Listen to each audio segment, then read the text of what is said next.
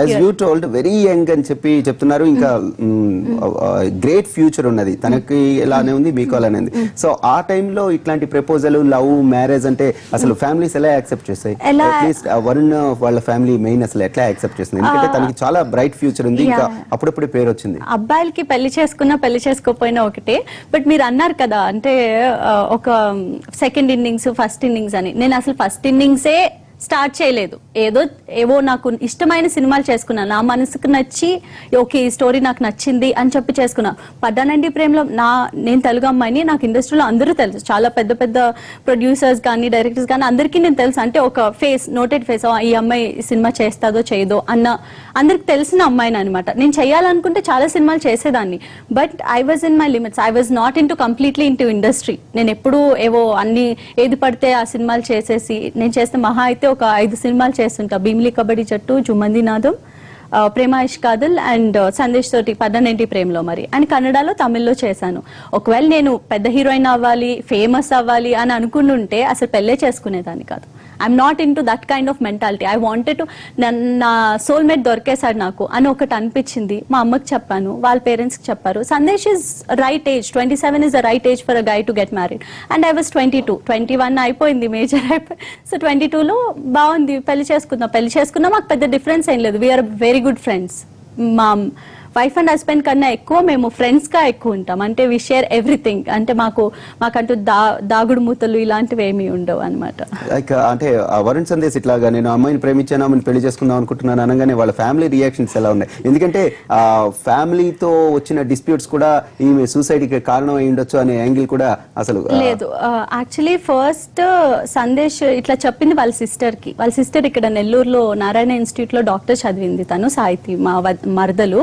అమ్మాయి చదివి నన్ను చూసింది. ఫస్ట్ చూసిన తర్వాత వెంటనే తను యుఎస్ వెళ్ళింది అనమాట. మా లవ్ జరుగుతున్న టైంలో వెళ్ళి, అమ్మాయి బెస్ట్, విత్ అన్నయ్యకి ఎంత బాగా చూసుకుంటుందో, అన్నయ్యని బేబీలా చూసుకుంటుందో, అమ్మాయి బెస్ట్. వెంటనే అత్తయ్య ఫోన్ చేశారు నాకు. అప్పుడు హాయ్ హలో అది ఇది అని మాట్లాడి నాతో మాట్లాడిన తర్వాత దేవర్ ఫిక్స్డ్, దేవర్ కంప్లీట్. ఎప్పుడు చేసేద్దాం పెళ్లి, ఎప్పుడు చేసేద్దాం, అంత ఇష్టం నేను అంటే లిటరలీ ఒక కూతురు కన్నా ఎక్కువ నేను. ఇప్పుడు ఏదైనా చిన్న, మేమిద్దరం సందేశ్, నేను ఏదైనా సందేశ్ ఇట్లా నన్ను తిడుతున్నాడు అత్తయ్య అంటే, సందేశ్తే తప్పు, నువ్వు నా బేబీ గర్ల్, నువ్వు నా బంగారు, ఇంత ప్రేమ అనమాట. అంటే అసలు అలాంటి ఫ్యామిలీ నుంచి నాకు ఎప్పటికీ లైఫ్లో ఎప్పటికీ ఏ డిస్ప్యూట్స్ రావు, ఎలాంటి ప్రాబ్లమ్స్ రావు. So that happy and that close we are. ఇంకా కావాలంటే మా అమ్మతో నేను గొడవ పడతాను, కానీ మా అత్తయ్యతో అసలు చాలా హ్యాపీగా ఉంటాం అనమాట.